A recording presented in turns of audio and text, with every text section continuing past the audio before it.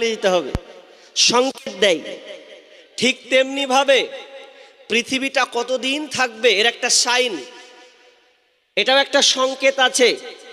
কতদিন থাকবে, কখন পৃথিবীটা ধ্বংস, আমরা জানি পৃথিবী একদিন শেষ হয়ে যাবে, ধ্বংস হয়ে যাবে, কিছুই থাকবে না। একটা উদাহরণ দিলাম, আমি আয়াতের দিকে যাব। নাম্বার 2, আচ্ছা আপনারা বলুন তো, আপনারা আমার প্রশ্নের উত্তর দিন। বলুন তো পৃথিবীটা দেখতে সুন্দর না অসুন্দর?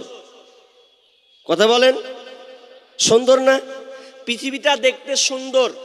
কেন সুন্দর বলবো?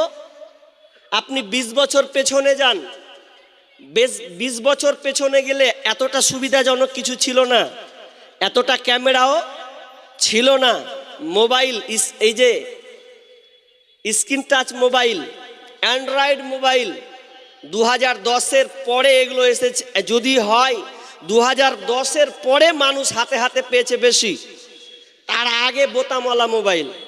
তাহলে খুবই সুবিধা, আপনি ঘরে বসে বসে মৌলানা জার্জিস আলম চতুর্বেদীর বক্তব্য শুনে নিচ্ছেন, কোনো অসুবিধা নাই।